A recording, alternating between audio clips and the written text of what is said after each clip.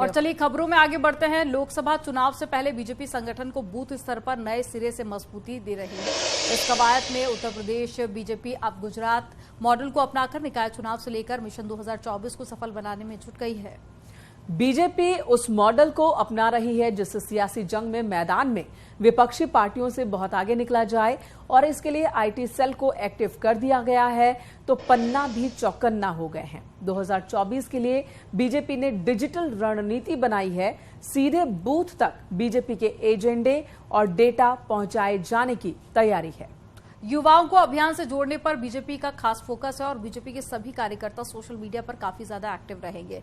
Booth स्तर पर कार्यकर्ताओं को जिम्मेदारी भी दी गई है और पन्ना प्रमुख 22,000 से ज्यादा बूथ को और भी ज्यादा मजबूत करेंगे। एक कार्यकर्ता को 5 मतदाताओं की जिम्मेदारी दी जा सकती है। स्वामी मौर्य के बयान पर अपना स्टैंड क्लियर कर दिया है, मतलब उस बयान से पल्ला झाड़ लिया जिस पर विवाद छिड़ा है। जो बयान दिया गया इस संबंध में मौर्य जी ने, वो पार्टी लाइन नहीं है, ये उनका अपना व्यक्तिगत बयान हो सकता है।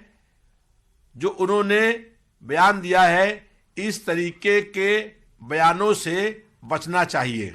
अब मैं पूछ रहा हूं, क्या मौर्यों से और यादवों से, चंद्रशेखर यादव ने भी रामचरितमानस पर टिप्पणी की है और मौर्य जी, स्वामी प्रसाद मौर्य ने भी टिप्पणी की है। क्या ये हिंदूवादी संगठन, हिंदू महासभा, विश्व हिंदू परिषद, दुर्गा वाहिनी, बजरंग दल, क्या इन लोगों से भी ये अब पकड़कर नारे लगवाएंगे? मौर्य साहब से जय श्री राम के नारे लगवाएंगे? हिम्मत है? लेकिन क्या स्वामी प्रसाद मौर्य और जय श्री राम, ये चंद्रशेखर यादव जी से, बिहार वाले, क्या जय श्री राम के नारे लगवाए जाएंगे?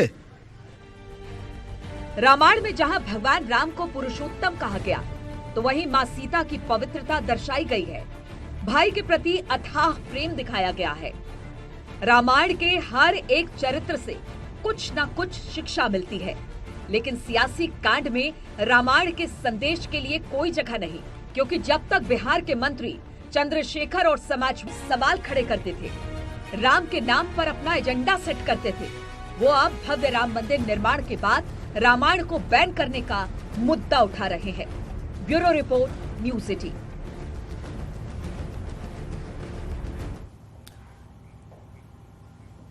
सेना के पराक्रम पर एक बार फिर से सवाल उठाया है और इस बार सबूत कांग्रेस नेता दिग्विजय सिंह ने मांगा है।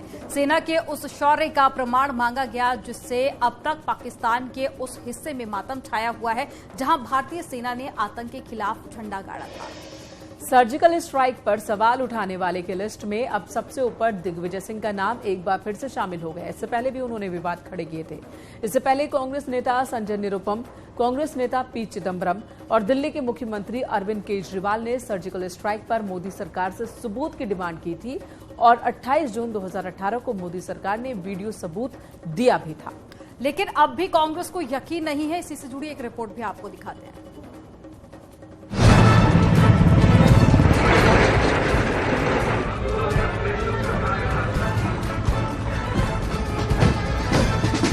देश पराक्रम दिवस मना रहा। नेताजी सुभाष चंद्र बोस को श्रद्धांजलि दी जा रही। देश गणतंत्र दिवस की तैयारियों में जुटा है। सेना के हौसले को बुलंद किया जा रहा है। Now do notice the Rudra formation of the Indian Army consisting of 2 Dhruv helicopters and 2 Rudra helicopters formation. ऐसे मौके पर कांग्रेस के नेता सेना के पराक्रम पर सवाल खड़े कर रहे, सबूत मांग रहे। बताओ कहां और कब हुआ था सर्जिकल स्ट्राइक? सर्जिकल स्ट्राइक की बात करते हैं कि हमने इतने लोग मार गिराए, लेकिन प्रमाण कुछ नहीं। केवल झूठ का पुलिंदा से ये राज कर रहे हैं। मैं आपसे कहना चाहता हूं, ये देश सबका है। कांग्रेस की भारत जोड़ो यात्रा जम्मू कश्मीर में आगे बढ़ रही है। राहुल गांधी नफरत के लिए मोहब्बत का पैगाम देने की बात कह रहे और उसी मंच से कांग्रेस नेता दिग्विजय सिंह सेना पर सवाल खड़े कर रहे हैं और सबूत मांग रहे हैं। मुझे भी दिखाओ सर्जिकल स्ट्राइक के प्रमाण क्या हैं। और जैसे ही दिग्विजय सिंह ने सेना के पराक्रम पर सवाल खड़े किए, वैसे ही बीजेपी ने कांग्रेस पार्टी को निशाने पर ले लिया और कांग्रेस को सेना के अपमान के लिए जमकर कोसा। आज जब पूरा देश पराक्रम दिवस को मना रहा है, नेताजी सुभाष चंद्र बोस जैसे वीर को श्रद्धांजलि अर्पित कर रहा है, पूरा देश एकजुट होकर परमवीर चक्र विजेता को सम्मान प्रकट कर रहा है, ऐसे दिवस पर कांग्रेस पार्टी फिर से अपना असली चेहरा, चरित्र, चाल दिखाते हुए, अपने असली डीएनए को दिखाते हुए सेना के मनोबल पर चोट करती है। दिग्विजय सिंह, उनके वरिष्ठ नेता, सवाल और सबूत मांगते हैं सर्जिकल स्ट्राइक पर, वही सर्जिकल स्ट्राइक जिसको पूरी दुनिया ने माना है, यहां तक कि पाकिस्तान भी मजबूर हुआ है मानने के लिए, जिसको डीजीएमओ ने अनाउंस किया था, किसी राजनीतिक व्यक्ति ने नहीं। ऐसी सेना से सवाल और सबूत पूछने का काम फिर से किया जा रहा है। श्री नरेंद्र मोदी जी से नफरत करते करते ऐसा प्रतीत होता है कि राहुल गांधी और दिग्विजय सिंह अब अंधे हो गए हैं। उनको अपनी जिम्मेदारी का एहसास भी अब नहीं है। देश के लिए भक्ति भाव भी जो है वो समाप्त हो गया है। और जिस तरह के बयान दिग्विजय सिंह ने आज दिए और कहा कि सेना surgical strike, Balakot air strike का प्रमाण दे, वो प्रमाण नहीं आया। जिस सर्जिकल स्ट्राइक से आज तक दुश्मन देश पाकिस्तान में सन्नाटा पसरा है, पाकिस्तान जिसे भूल नहीं पा रहा है, लेकिन देश में उसी सर्जिकल स्ट्राइक पर राजनीतिक बयानबाजी हो रही है। लेकिन उन सियासतदानों को एक बार फिर याद दिला दे कि साल 2016 में भारतीय जवानों को निशाना बनाते हुए उरी में हुए आतंकी हमले का दुख शब्दों में बयां नहीं किया जा सकता। लेकिन इसके बाद भारत की ओर से की गई सर्जिकल स्ट्राइक को भी कोई नहीं भूल सकता, खासकर पाकिस्तान, जिसके अंदर घुसकर भारत ने कहर मचा दिया था और उरी हमले का बदला लिया था। दिग्विजय एक बड़ी मैच्योर्ड पॉलिटिशियन है और उनसे इतनी इस माफी की शर्मनाक बातचीत जो है पूरी कांग्रेस पार्टी को डुबो देगी। हिंदुस्तान ने जो सर्जिकल स्ट्राइक की उरी के बाद में, वो 250 किलोमीटर की फ्रंटेज के ऊपर थी। 5 अलग अलग जगह पे गए, घने जंगलों में और ऊंची ऊंची पहाड़ियों में स्थित थे। हमारी फौज वहाँ 2 से 4 घंटे पाकिस्तान में रही। जितने जवान गए सारे के सारे 100% वापस आए और पाकिस्तान को बहुत बड़ा नुकसान पहुँचाया। लेकिन हमारी जो कांग्रेस पार्टी है और उनके जो नेता हैं अभी तक ये कहते हैं कि हमको प्रूफ चाहिए। खैर, जिस एक्शन पर भारतीय होने के नाते कांग्रेस नेता को गर्व होना चाहिए था, वो उसी स्ट्राइक के सबूत मांग रहे हैं। ये देश का दुर्भाग्य नहीं तो और क्या, क्योंकि सेना का अपमान, पराक्रम पर सवाल से राजनीति तो हो सकती है, लेकिन देशभक्ति की कतार में ऐसे लोगों की दूर दूर तक जगह नहीं। क्योंकि अब तक पाकिस्तान रो रहा है, लेकिन सियासतदान सवाल पर सवाल खड़े कर रहे। Bureau report, news 18।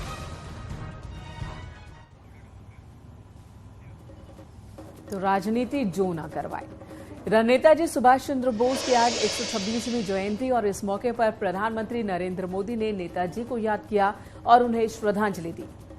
PM Modi ने इस मौके पर अंडमान और निकोबार द्वीप समूह में उनको समर्पित एक प्रस्तावित स्मारक के एक मॉडल का उद्घाटन किया। आपको बता दें कि प्रस्तावित स्मारक रोस द्वीप पर स्थापित किया जाएगा, जिसका नाम 2018 में बदलकर नेताजी सुभाष चंद्र बोस द्वीप रखा गया था।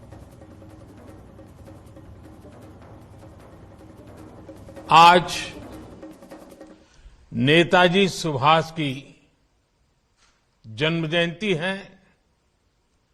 देश पराक्रम दिवस के रूप में इस प्रेरणा दिवस को मनाता है। सभी देशवासियों को पराक्रम दिवस की अनेक अनेक शुभकामनाएं। आज पराक्रम दिवस पर अंडमान निकोबार द्वीप समूह में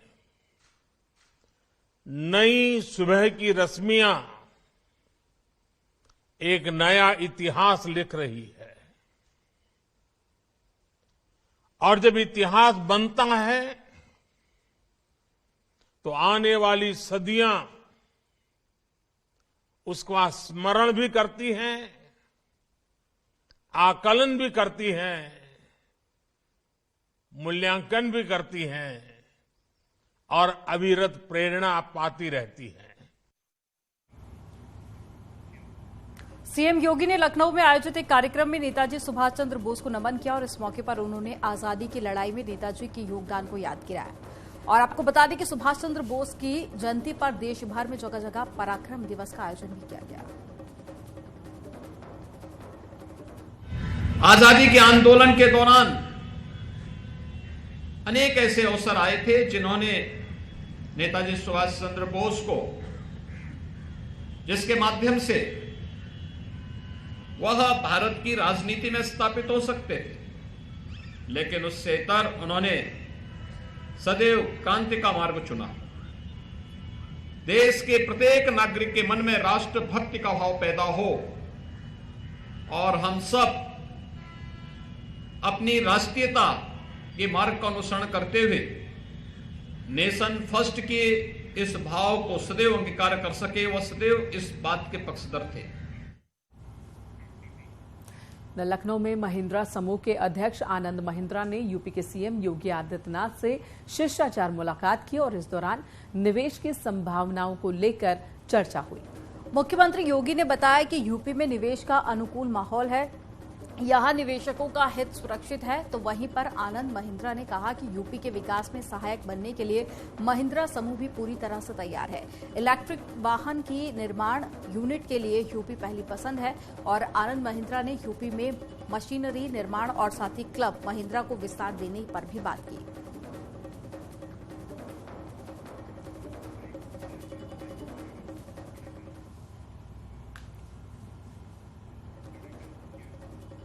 और चलिए यहां रुकेंगे एक छोटे से ब्रेक के लिए, तुरंत लौटेंगे, बने रहे हमारे साथ।